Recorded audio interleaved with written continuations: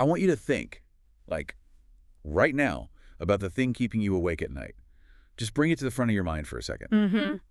We all have that one thing. Right. Maybe it's a job title you're terrified of losing. Yeah. Or, maybe it's a relationship that feels like it's kind of slipping through your fingers. Or just the balance in your bank account. Exactly. The bank account. Or even just deep anxiety about your age or your appearance.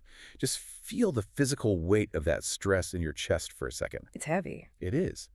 But what if the actual problem isn't your bank account?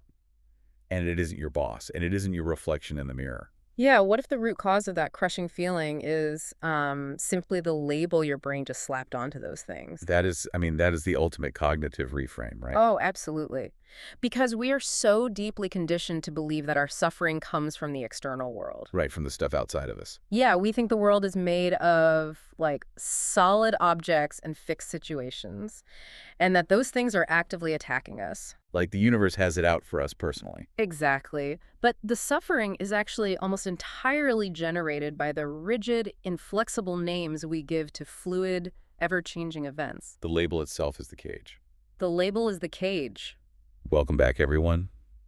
This is the fourth installment in our ongoing journey through the timeless and, frankly, completely reality-bending philosophy of the Diamond Sutra. It really is reality-bending. It is. And in our previous deep dives, we've laid a lot of groundwork. But today, we are looking at what I can only really describe as an ancient cognitive reset button. I like that. A cognitive reset button. Yeah, because it's this three-part logical formula that basically dismantles the way we construct reality. Specifically, we're looking at sections 6 through 10 today. Right. And it's a completely different way of processing the world. The formula essentially goes like this, and bear with me here. Brace yourselves. Right. It goes, what is called A is not A, therefore it is named A. Which, I know, hearing that out loud, it just sounds like a riddle designed to give you a headache. It sounds like nonsense at first glance. Complete nonsense. Yeah. But mastering this, which the Boost framework calls detachment from forms, is arguably the most practical, sharpest tool you can have. Especially against things like modern information overload, chronic anxiety, burnout. And we are bridging a massive gap today to show you exactly how this works. We've got a lot of sources on the table. We do. We're pulling from classical translations of the Sutra by scholars like Edward Conze. Yep. And brilliant historical commentaries from ancient thinkers like Master Sengzao and Master Nan Huaijin. But we are pulling those ancient threads straight into the modern world. Right into the present day. Exactly. We're going to look at the psychoanalysis of Jacques Lacan, the mindfulness mechanics of John Kabat-Zinn, the psychological inquiry of Byron Katie. And even how these exact principles are used to drive profit on Wall Street, which is fascinating. It is wild. So, okay, let's unpack this. Because we have to start at the beginning of the formula. Right? Yeah, the A stage, the baseline of the human condition. Okay, so what is the A stage? Well, in the language of the Diamond Sutra, this is the attachment to name and form. Name and form. Right. We look at a chaotic, fluid universe, and we instantly, almost violently categorize it. We put borders around things, we give them names. Exactly. We have to make sense of the chaos somehow. But we kind of have to do that, right? I mean, if I don't know the difference between the form of a sidewalk and the form of a speeding bus, I'm not going to survive my morning commute. No, you definitely won't. And that's the thing. The problem isn't that we use labels. Naming things is how we navigate. So what's the issue then? The problem is that we forget we made them up. We Yeah. take them as absolute reality. Yes. And this maps perfectly onto the work of the French psychoanalyst Jacques Lacan. Oh, I was looking into this. It's fascinating. It really is. Lacan introduced structuralist linguistics into psychoanalysis, and he coined this concept called the symbolic order. Which is basically the realm of language, laws, social structures, the rules we all agree on. Precisely. So Yeah. imagine a newborn infant, They don't know where their body ends and the blanket begins. It's all just a continuous flow of sensation. like a blob of experience. Right. But eventually, to survive, to communicate, to get love and food, they have to enter the symbolic order. They have to learn words. They have to learn that the word mother represents a specific person and the word I represents them. They have to accept a name. They have to buy into the system. Exactly. And Lacan argued that language is essential for society. But the absolute tragedy of the human condition is that the moment we enter the symbolic order, we become its prisoners. Wow. because we mistake the map for the territory. That's the perfect way to say it. Like, the word tree is not the actual living, breathing oak in your front yard. The word is just a crude, low-resolution symbol pointing at the oak. Right, but we start living in a world of low-resolution symbols instead of reality. And we do this most destructively with our own identities. Oh, absolutely. The Diamond Sutra refers to this specific trap as attachment to the self. Let's ground this in a real-world scenario, because I think this is where the daily anxiety really comes from for a lot of people listening. Yeah, let's do it. Let's say you go to work, and over the course of 10 years, you build an identity. You work hard, you get promoted, and you adopt the label Senior Director of Operations. A very solid-sounding label. Right. That is a pure construct of the symbolic order. It's a name and form. But you forget that.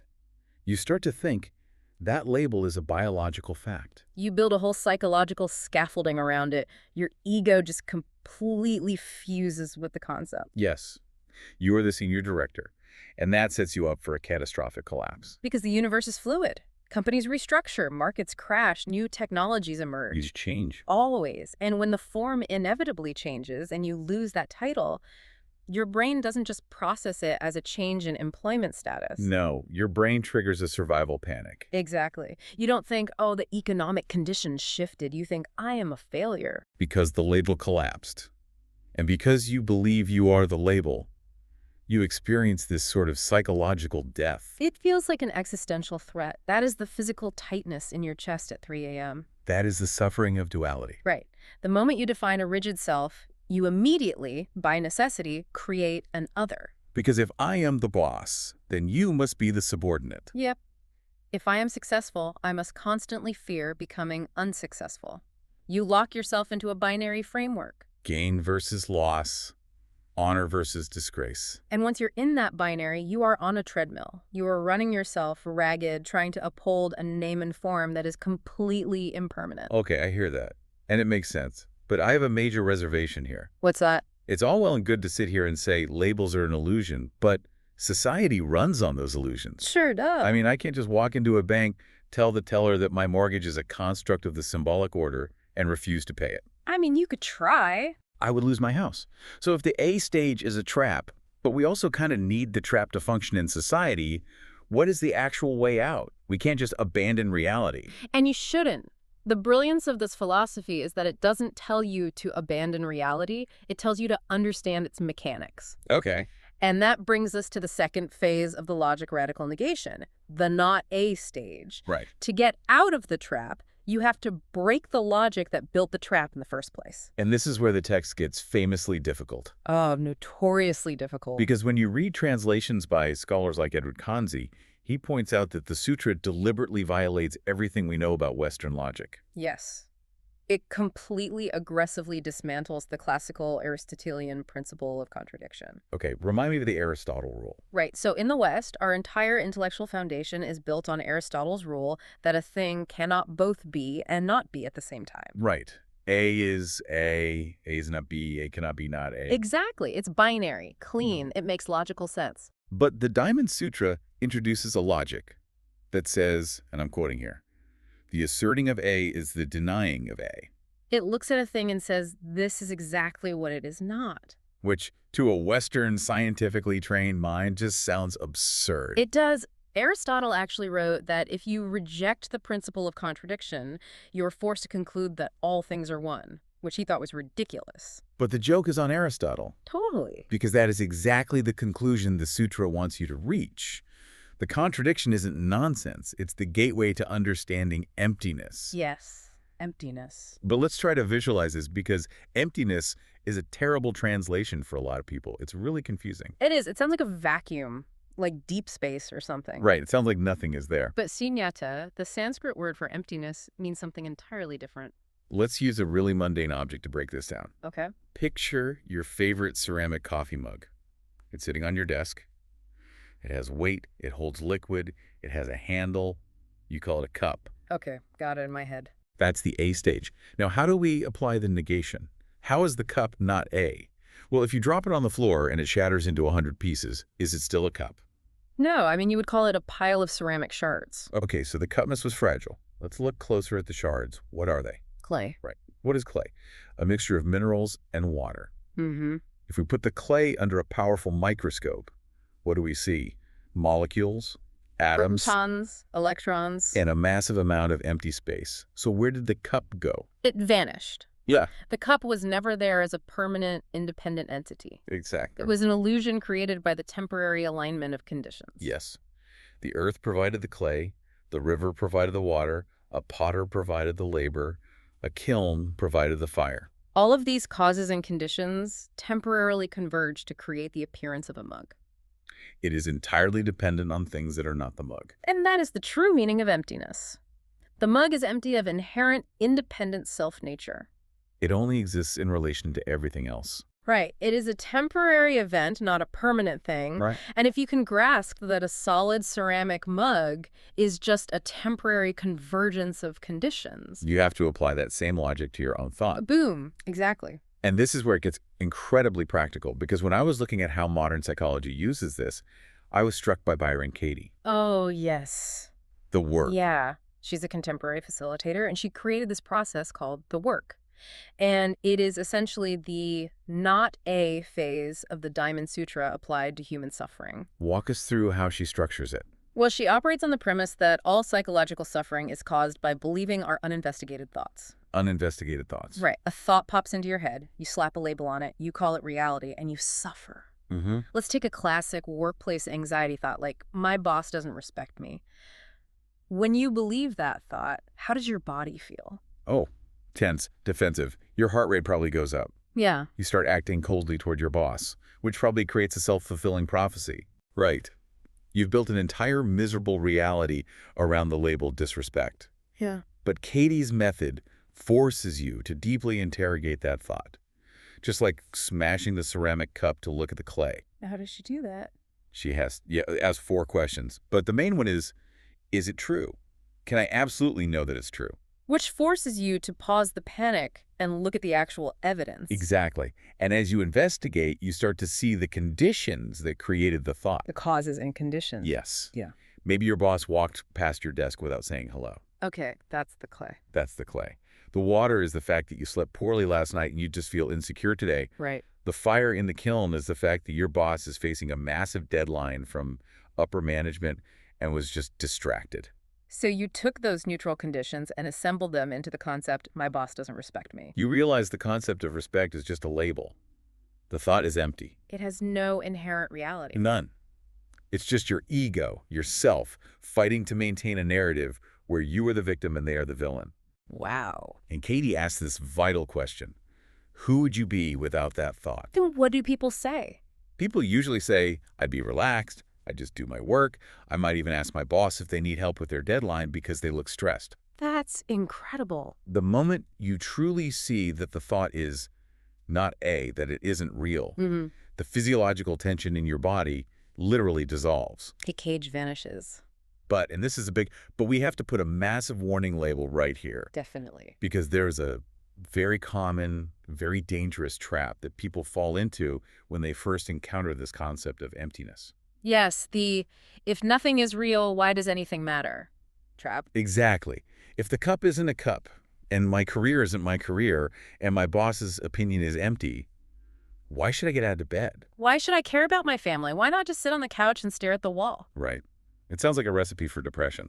Well, in Buddhist philosophy, this is known as the extinction view or the annihilationist view. The extinction view. Right. It is the profound error of confusing emptiness with literal nothingness. And it's a common mistake. It is such a pervasive misunderstanding that the ancient masters spent their entire lives trying to correct it.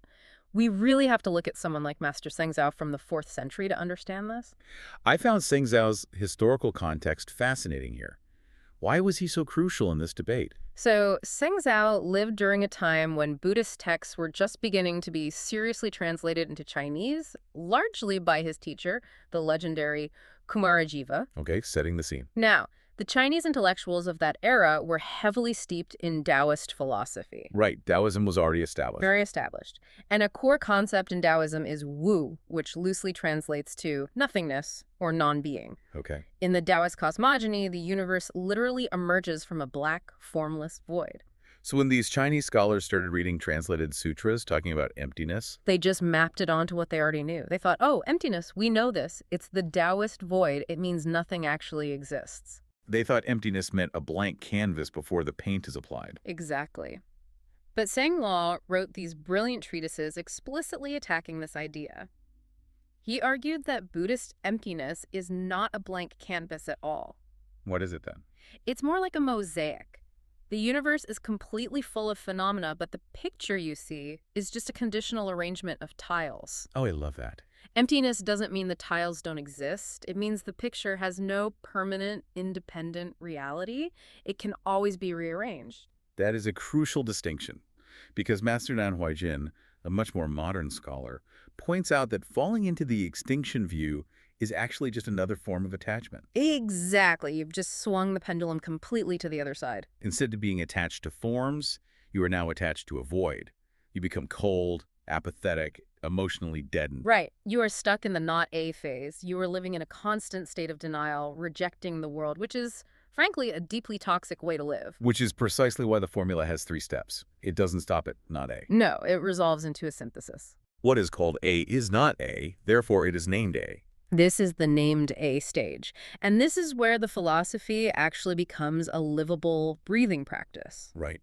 Some scholars call this the paradox of immediate negation. Yes. To really grasp it, we can look at how the sources map this 3-part logic onto the evolution of a person's spiritual maturity. Oh, the 3 stages of development. Walk me through those. So stage 1 is the ordinary person. This is where the vast majority of human beings operate on a daily basis. Okay. The ordinary person lives entirely in the A stage. The labels are absolute reality.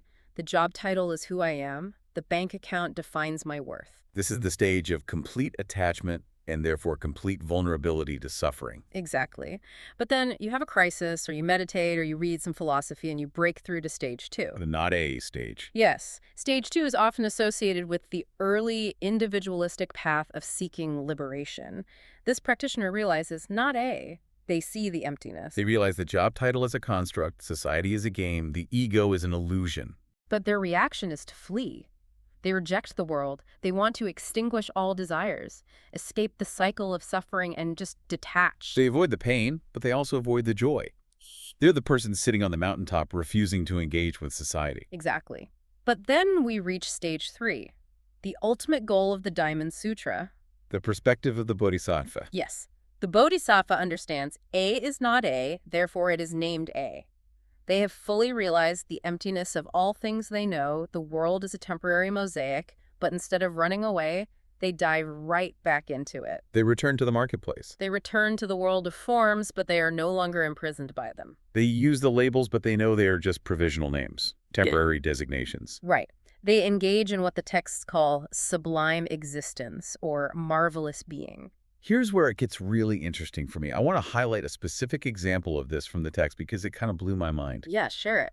There's a section in the sutra where the Buddha is talking to his disciple Subhuti about the concept of a Buddha land. Oh, this is a great section. Now, a Buddha land is supposed to be this ultimate, perfected, glorious realm where beings can practice without suffering. It's the highest goal. Right. You would assume a bodhisattva's entire mission is to desperately build this perfect world. But notice the language the Buddha uses when he talks about it. Yes, he applies the formula instantly. He says, glorifying the Buddha land is not glorifying, therefore it is called glorifying. It's so counterintuitive. I was reading Master Hsing Yun's commentary on this, and he points out a massive trap here, building temples, organizing massive charities, creating perfect political systems. Those are all still worldly forms. They are still A. Right? If you say, I am going to build a glorious world, and you get attached to your idea of what glorious means, you have fallen right back into stage 1. You are attached to the outcome. You are attached to the label glorious. And what happens when you get attached to your vision of a perfect world? You start hurting people to achieve it. Exactly. You become a tyrant of your own good intentions. Or you burn out because the world is messy and refuses to conform to your label. Right. So the bodhisattva works tirelessly.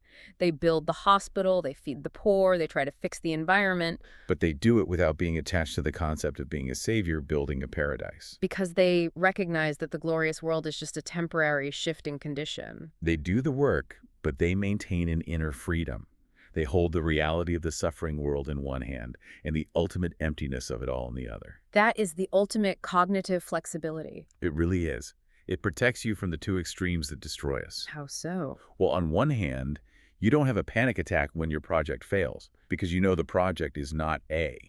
It isn't inherently real. It doesn't define your worth. Right. But on the other hand, you don't fall into a nihilistic depression and quit your job because you understand the named A stage. You know that these temporary forms, your career, your family, your community, still have immense value and consequence in the relative world. You play the game with absolute devotion, but you never forget that it's a game.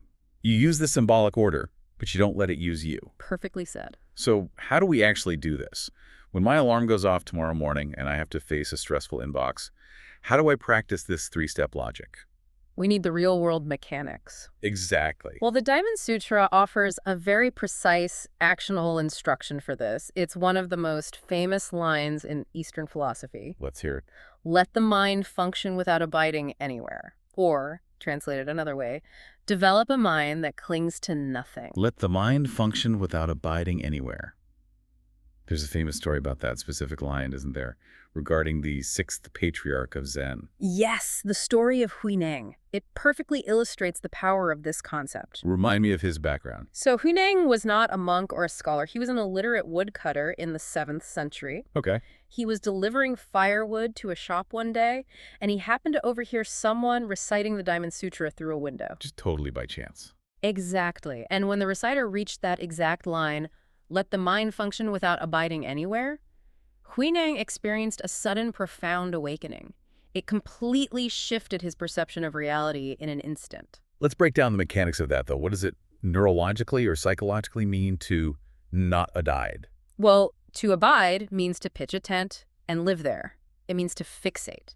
All right. In the Buddhist framework, we interact with the universe through 6 sensory gates: sight, sound, smell, taste, touch, and thought.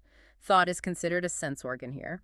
Interesting. Now, they call the objects of these senses the 6 dusts, because if you aren't careful, they coat your mind and cloud your vision. So abiding is when a piece of sensory data comes in, say, a harsh email from a colleague, and instead of just perceiving it, your mind grabs it. Exactly. You seize the dust, you read the email, you feel the flush of anger, and you abide in it. You ruminate. You spend the next 4 hours having imaginary arguments with your colleague in the shower. We've all been there. You have taken a fleeting, temporary event, literally just pixels on a screen, and you have built a permanent psychological house out of it. You are abiding in anger. So non-abiding doesn't mean you don't feel the anger. It doesn't mean you become a robot. No, not at all. It means you let the mind function. You read the email, you feel the physiological response, but you don't move into the emotion. You let it pass through the system like a weather front. Precisely. You don't freeze the fluid universe into a solid label. This sounds exactly like what happens in clinical mindfulness. Oh, it's the exact same mechanism. Jon Kabat-Zinn is a perfect modern bridge for this. He really is. He took these ancient concepts of non-abiding, stripped out the religious vocabulary, and created mindfulness-based stress reduction, or MBSR, to treat chronic pain and severe stress. And if you look at Kabat-Zinn's core definition of mindfulness, it is practically a direct translation of the Diamond Sutra. What's his definition? He defines it as paying attention in a particular way, on purpose, in the present moment, and non-judgmentally. It's that word non-judgmentally that is doing the heavy lifting there. Absolutely. That is the practice of non-abiding. When you sit in meditation and a thought arises, say, I am terrible at my job, the judgmental mind immediately attacks it. It says, that's a bad thought. I need to fix it. I need to worry about it. It slaps a label on the thought. It says, this is A. And by fighting the thought, you give it energy. You make it solid. But Kabat-Zinn teaches you to just observe the thought. You notice it as a temporary phenomenon, just a blip of electrical activity in your brain. You don't agree with it, but you don't fight it either. You practice seeing it as not A. It's just a cloud passing through the sky of your awareness. Kabat-Zinn says that modern society forces us to be human doings. We're constantly frantically trying to arrange the external forms of our lives to feel safe. Mindfulness brings us back to being human beings. It is the training ground for the named A stage. You observe the chaos of the mind without being dragged away by it. And that training ground isn't just for inner peace, is it? It's for how we act in the world. Yes. How do we engage with a suffering society without being destroyed by it? I want to bring in Thich Nhat Hanh here because he applied this non-dwelling spirit directly to activism and social work. Oh, he talked extensively about the danger of the helper identity. Yes. Think about someone who dedicates their life to serving others, a nurse, a social worker, or even just a parent. The trap is that you start to rigidly define the world in dualistic terms. Right. There is the savior, which is me, and the victim, which is them. And the Sutra explicitly warns against this. It says a true bodhisattva doesn't hold on to the four marks.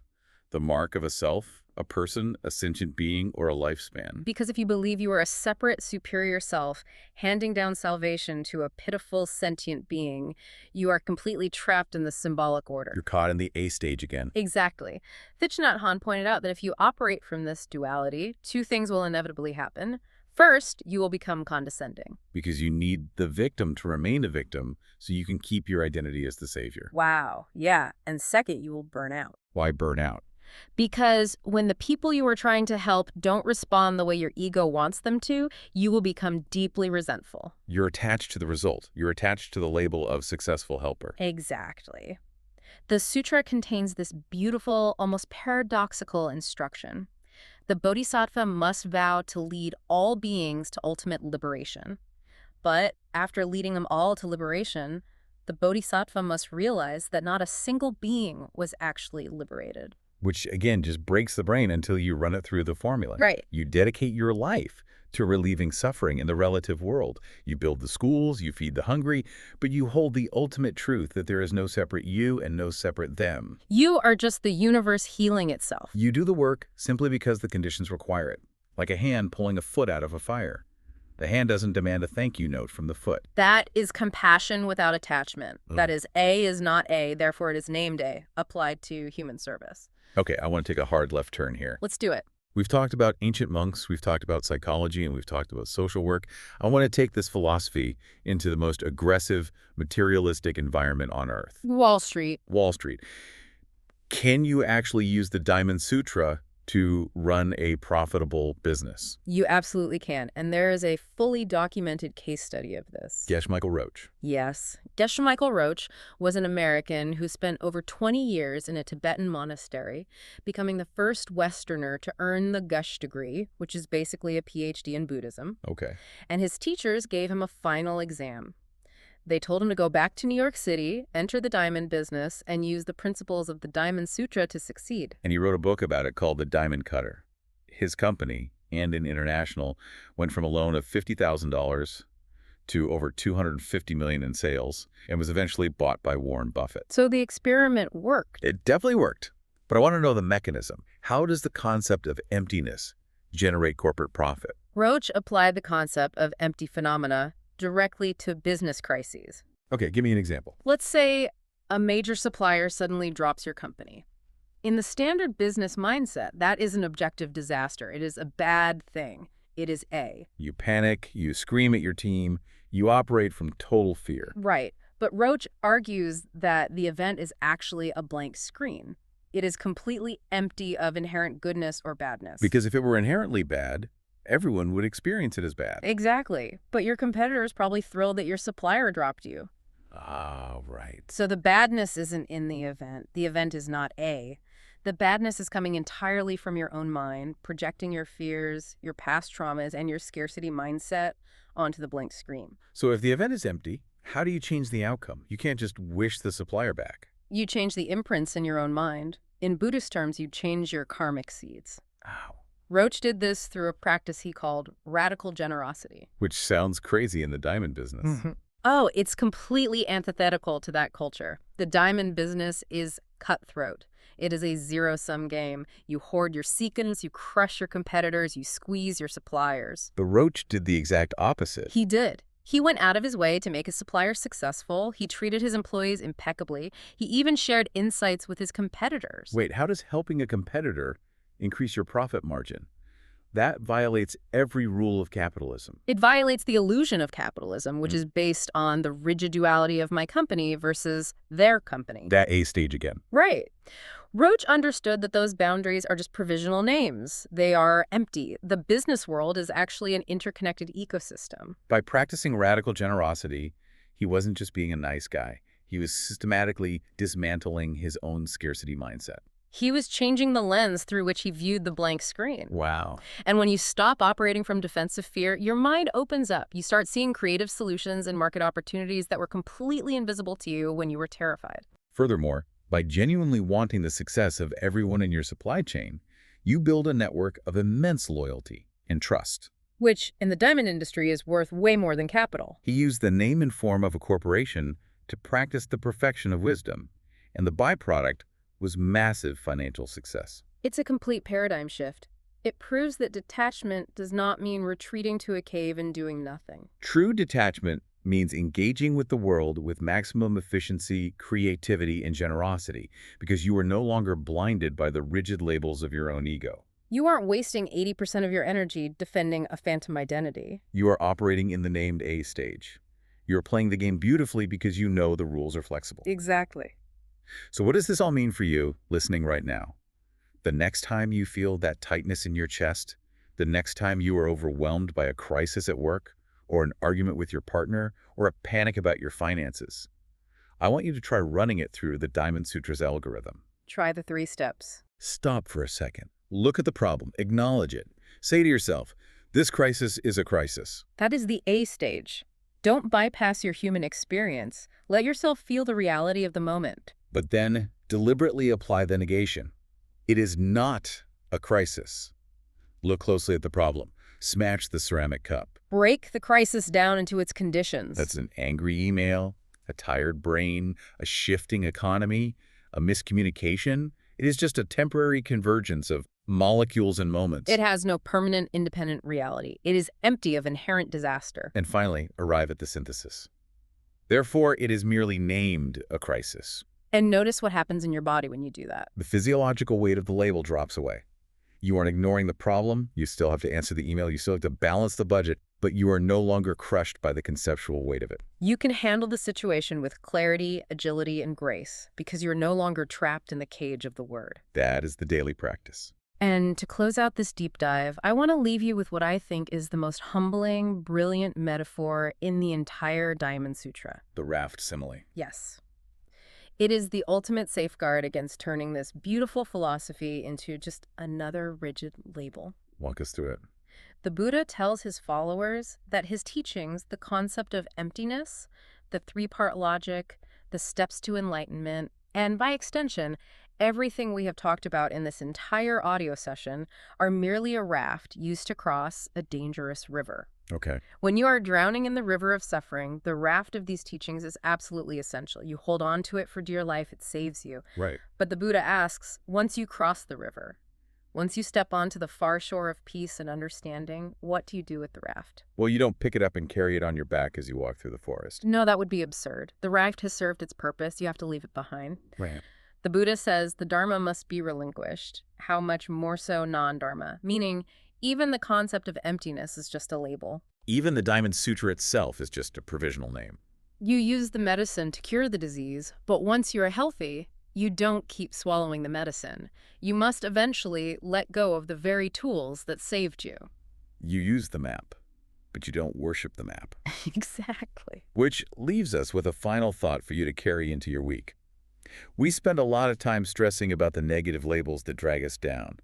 But what about the labels that bring you comfort? Ooh, that's a good question. What philosophies, what rigid identities, what spiritual or intellectual rafts are you currently hauling around on dry land simply because you are afraid to put them down and walk freely? Something to think about. Keep questioning your labels, keep breaking down the cups, and we will see you on the next deep dive.